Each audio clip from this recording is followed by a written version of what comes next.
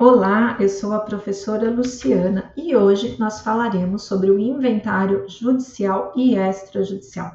Uma importante ferramenta é uma demanda que sempre aparece para nós advogados, então é importante que a gente domine a questão do inventário.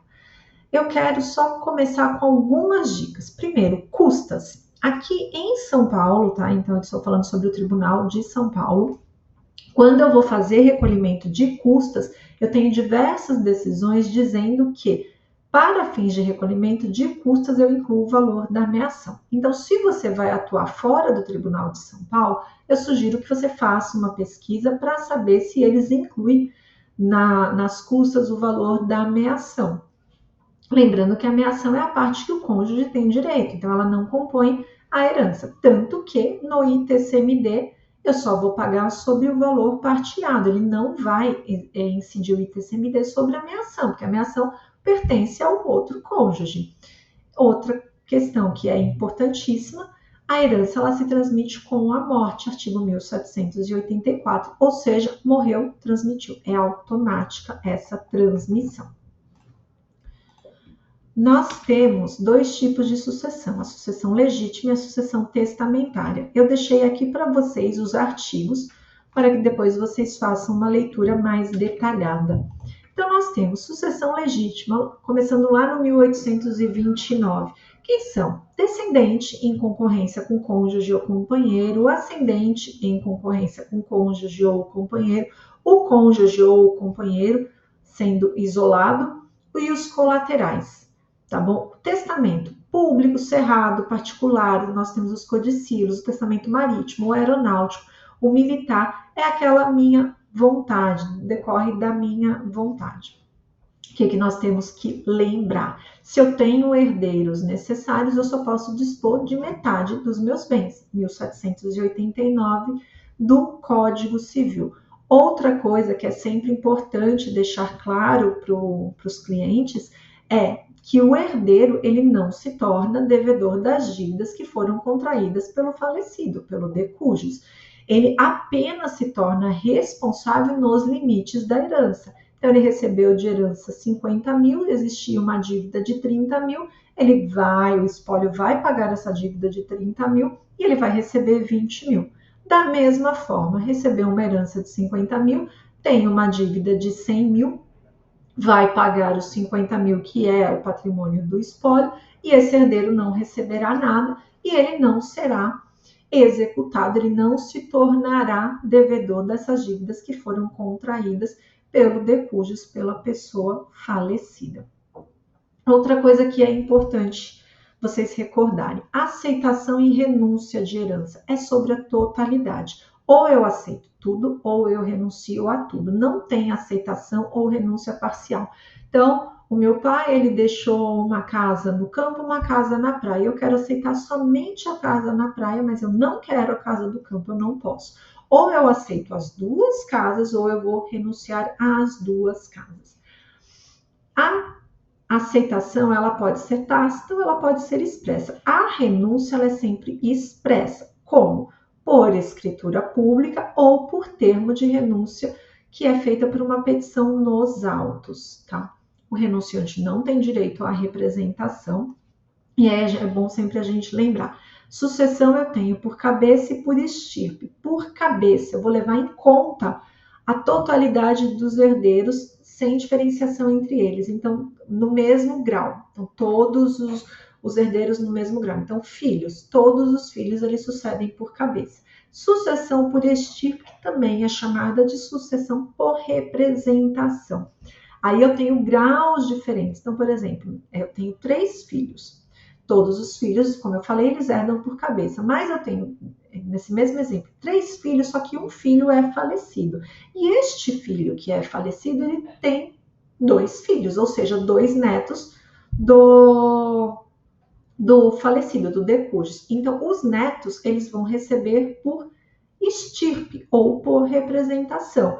E os filhos vão receber por cabeça. E aí, como que eu faço essa divisão? São 3 filhos, eu divido a herança em 3. Estes 2 netos vão redividir o quinhão que seria do pai, que foi pré-morto, ok? Aí, esses 2 vão receber a herança somente daquilo que o pai herdaria, certo? Agora eu quero falar, vamos aprofundar um pouquinho a questão da sucessão legítima. E aí eu lembro para vocês a questão dos herdeiros necessários. Se eu tenho herdeiro necessário, descendente, ascendente e cônjuge, eles têm direito a 50% do meu patrimônio. Ou seja, metade do meu patrimônio obrigatoriamente pertence a esses herdeiros necessários, 1789 e 1846. E aí eu falo da ordem de vocação hereditária, que eu encontro aonde? Lá no 1829. E aqui eu volto para o slide para vocês. Então, tem os descendentes em concorrência com o cônjuge, a gente vai mais para frente aqui aprofundar. O ascendente em concorrência com o cônjuge, só o cônjuge, e o colateral. Esse colateral aonde? Até o 4º grau, que são os irmãos, os sobrinhos, os tios ou os primos. Então, quando eu falo na concorrência do cônjuge com o descendente, eu tenho que invocar o regime de bens. Então, só para a gente recordar, quais são os regimes de bens que estão previstos no nosso código? A separação obrigatória de bens, que é aquele, por exemplo, para maiores de 70 anos, onde a lei ela impõe que determinadas pessoas seguirão o regime da separação obrigatória. Comunhão parcial de bens, o regime legal que, genericamente falando, comunicam-se os bens adquiridos após o casamento a título oneroso. Claro, tem as exceções previstas nos artigos, que vocês podem conhecer, fazendo uma análise ou fazendo outros cursos de regime de bens. O da comunhão universal, que teoricamente todos os bens adquiridos antes ou após o casamento, eles se comunicam, também há exceções. O da participação final de aquestos, que é aquele regime misto, que durante o casamento ele prevalece o regime da separação de bens e quando da sua dissolução, da comunhão parcial. E o regime da separação convencional, que é aqueles que não se comunicam os bens adquiridos nem antes e nem depois do casamento. Então, estes são os regimes. As regras desses regimes, com as suas exceções, elas vão vigorar quando? Em vida, no caso do divórcio do casal. Quando do inventário, falecimento de um ou de outro, o que eu vou fazer? Eu vou invocar o regime de bens para dizer se há ou não concorrência com o descendente. Eu não vou aplicar as mesmas regras que eu aplicaria no divórcio, e sim só para dizer que há ou não há concorrência. Então, não vai ter concorrência do cônjuge com o seu descendente na comunhão universal de bens. Por quê? Porque ele já é meieiro. Então, se ele já é meieiro, ele já é dono de metade do patrimônio, então não tem concorrência. Na separação obrigatória de bens, também não tem concorrência, naquela em que a lei estipula que determinadas pessoas devem se casar no regime da separação. E também não terá concorrência na comunhão parcial, se não existia bens particulares. Tá? Se o falecido não tinha nenhum bem particular. Então, nessa hipótese, também não tem concorrência. Quando que vai concorrer? O descendente com o cônjuge. Se o regime for o da separação convencional, se o regime for o da participação final dos aquestos, ou se o regime for da comunhão parcial, desde que exista bens particulares.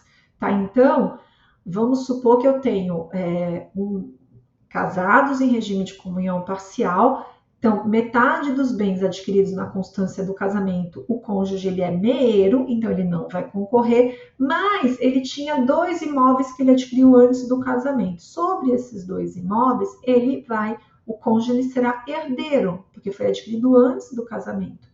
Ok? Então, nessa situação, nesse exemplo, ele vai ser meieiro dos bens incomuns e herdeiro dos bens particulares. E é importante vocês lembrarem da questão da sucessão híbrida. O que é a sucessão híbrida? Quando eu vou concorrer com filhos só do falecido, são os filhos exclusivos, e com os filhos comuns do casal. Por que eu estou falando dessa sucessão híbrida? Porque o artigo 1832, ele diz que quando você concorre com filhos do comum do casal, você tem direito a 1/4, no mínimo, da herança. Tá? Então, o 1832 ele fala que tem, no caso, 1/4 da herança, ela vai, no mínimo, vai pertencer ao cônjuge.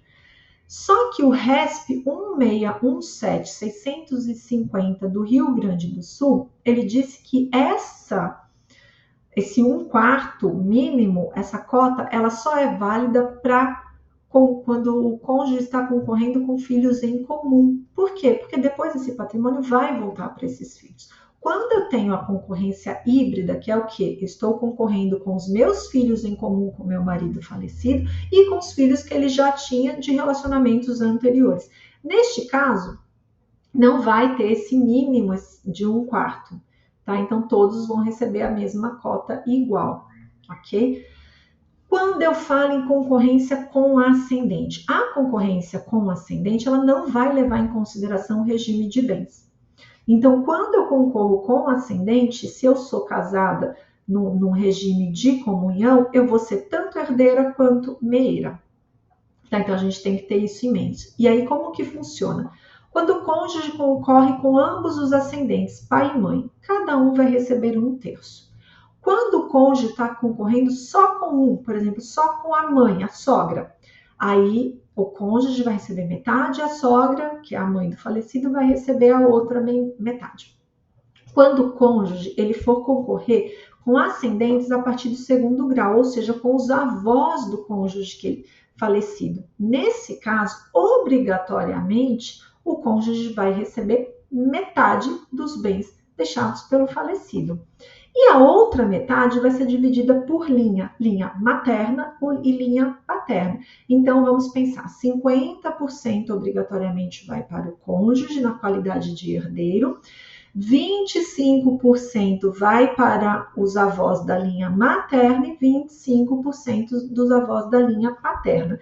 E aí, se existirem na linha materna ainda vivos a avó e o avô, cada um vai redividir, vai receber metade desses 25%. Se existir somente a avó materna, por exemplo, e a avó paterna, cada um vai receber aí 25%. Então, cada linha vai herdar metade, ok? E os colaterais? Os colaterais, nós temos aquela regra que os mais próximos, eles afastam os mais remotos. Só que tem também uma regra de concorrência entre irmãos bilaterais e irmãos unilaterais. Quando eu tenho irmão bilateral e irmão unilateral para herdar, o irmão bilateral ele vai receber sempre o dobro do irmão unilateral. E aí, como é que eu vou fazer essa conta? Exemplo, eu tenho um irmão unilateral e eu tenho 2 irmãos bilaterais. Eu disse que os irmãos bilaterais, eles recebem o dobro.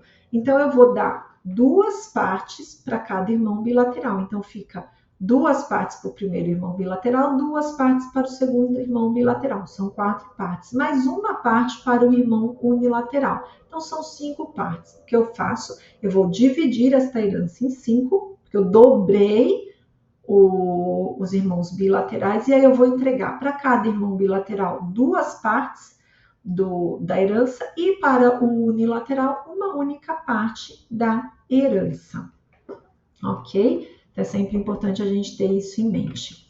Outra questão que é importante vocês lembrarem, que o tema 809 do STF e o 498, ele diz que era inconstitucional aquela distinção entre cônjuges e companheiros. Então, o cônjuge e o companheiro, eles vão obedecer essa regra do 1829. Ou seja, quando eu falo em cônjuge concorrendo com descendente, eu leio cônjuge e companheiro concorrendo com descendente.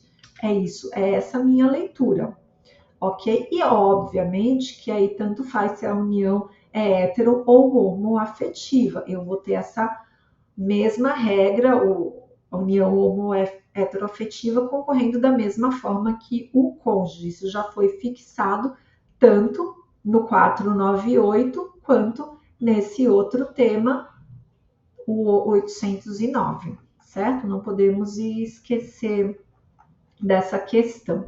E aqui eu trouxe um julgado para vocês sobre a questão da sucessão do colateral. Esse julgado ele é bem interessante, ele é do nosso TJ aqui de São Paulo.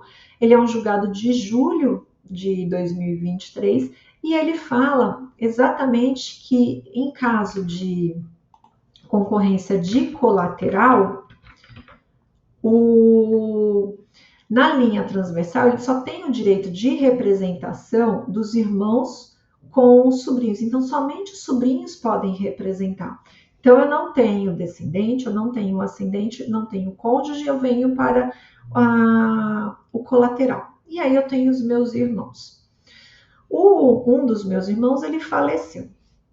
Então, eu vou concorrer junto com os meus outros irmãos. Supondo que um dos nossos irmãos já era falecido, o sobrinho, que é o filho desse irmão pré-morto, ele vai herdar, tá? Então, é essa a questão da representação, que é o que diz aqui esse julgado, olha só. Autor da herança que não deixou descendentes, ascendentes ou cônjuges, sucessão na classe dos colaterais que exclui os parentes de grau mais remoto, direito de representação que existe em relação apenas aos sobrinhos que herdam em concorrência com os irmãos. Então, somente vai ter representação de sobrinhos quando eles estão herdando em concorrência com os tios, tá bom? Só nessa situação. E aí, vamos falar um pouco sobre a questão da sucessão testamentária. E aí, na sucessão testamentária, nós temos que lembrar o quê? Que se eu não tenho herdeiros necessários, eu posso dispor da totalidade dos meus bens. Se eu tenho herdeiros necessários, obrigatoriamente, eu só posso dispor em testamento da metade do meu patrimônio. Outra coisa que é importante, somente maiores de 16 anos podem testar, ok? Se um menor, ele faz, uma criança, um adolescente com 15 anos, ele faz um testamento, esse testamento ele é nulo. Outra coisa que é importante, capacidade ou incapacidade superveniente que ocorreu após a lavratura do testamento, ele não invalida, mas ele também não convalida. Então, nesse exemplo, um adolescente de 15 anos, ele fez um testamento, quando ele fizer 16 anos, não está validado esse testamento. Ele vai ter que fazer um testamento a partir dos 16 anos, porque só a partir dos 16 é que ele tem autorização para testar. Outra coisa, eu não posso fazer testamento conjunto. Esse testamento é só meu. Por isso que eu digo que ele é um negócio jurídico unilateral. É a vontade, basta a vontade do declarante. Ele é revogável, eu posso modificar a qualquer momento. Ele é personalíssimo, eu não posso testar em conjunto, não posso testar por procuração. Eu passo uma procuração para uma outra pessoa, ela tem poderes para administrar todo o meu patrimônio, ela não tem poderes para testar, somente eu posso testar. Ele é formal, ele exige a forma prescrita em lei. Ele é gratuito, porque eu não tenho vantagem. Eu, enquanto autor da herança, ele não tenho vantagem nenhuma. Ele é mortis causa, só vai produzir efeitos após a morte do testador. Tá? Então, eu tenho aqui uma autonomia privada, onde eu vou manifestar a minha vontade. E o que eu posso testar? Eu posso testar tudo. Questões de caráter patrimonial, imóvel, veículo, valor em conta, herança digital, todo o meu acervo digital, as minhas regras, com quem que eu quero que administre. Eu tenho um Instagram monetizado, eu tenho um YouTube monetizado, para quem que eu vou deixar. Eu posso testar todas essas questões. Eu posso, por exemplo, testar a autorização para uma bibliografia a meu respeito. E também eu posso testar questões não patrimoniais, como, por exemplo, o reconhecimento de filho, a deserdação, uma recomendação de ordem moral, um perdão do indigno.